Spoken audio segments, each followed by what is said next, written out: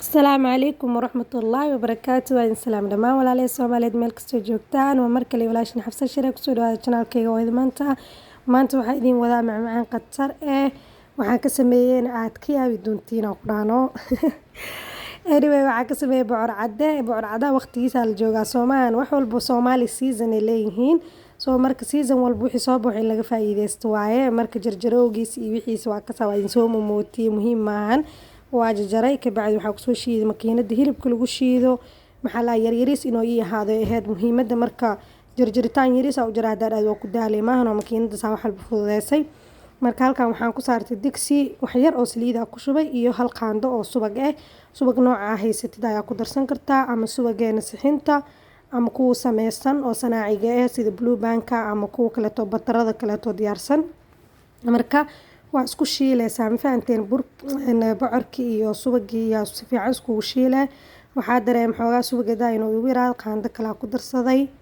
soo marka halkaana waxaa ii saaran sisin yar waxaan soo sameynayaa waa roast gareynayaa ama waa dubayaa ma fahanteen sisintaana hadhow gadaal ayaa ka isticmaali doonaa sisin kisteerta oo xiran suuq la 2000 la gado mataqaaniin oo intaas le waaye adaarta ka badan waa ku darsan kartaa badaan intaas ay ugu filneed soo bocorku ii soo shiilmay markuu shiilmay waxaan ku daray hal galaas oo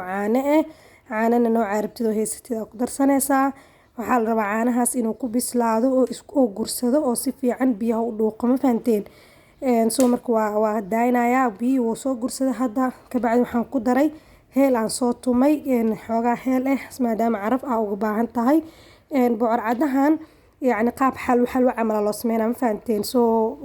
حلو بعر ليس كده هذه مجعس وبحسنا أنا إذا كان مجعرتين وبحسده كبعد وحن قدر كوب سكر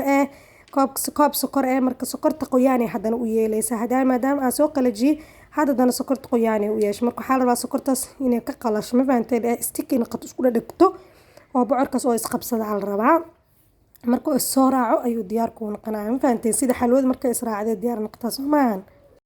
marka hadda waa ka saway qalaloosaa ma jeedin way soo qabsanoosaa baash inta karinayna safaa loogu jiro ma fahanteen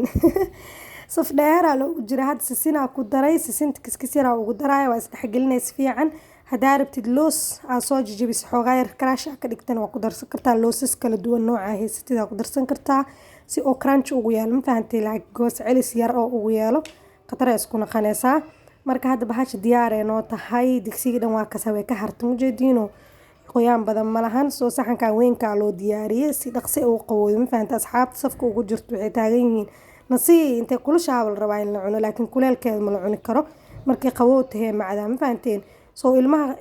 inta horaasiye inta kale frinjeerka galiye si qabow ee u noqoto qabowgeena ku macaan tahay marka soo tijaabiye insha Allah hadda meeshan waa sisimooya shapes ay ugu yeelat ma fahanteen yani oo hadhow si qurux badan ugu jarjaro karo inta qaboobaysan waa sugaysiin hadii kulusha waxba ka burbura Soomaan soo marka walaal macaan oo naqad kale ilaabi anag waa ka helnay idinkan waxaan rajeynaynaa ka heli doontiin had suuqa bocorka zaaid waay uu buuxaa raqiisna waay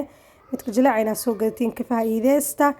waxa waay waa ii ducee doontiin hada soo baroweysiin kale waa huba ilmaheyga yani waa ka helnay anag waxa ka helin ma idin soo gudbiyeen ma fahanteen waxa idin ka hubo soo dhadhamin anag soo enjoy gareena leeyahay waxa idin la wadaagayno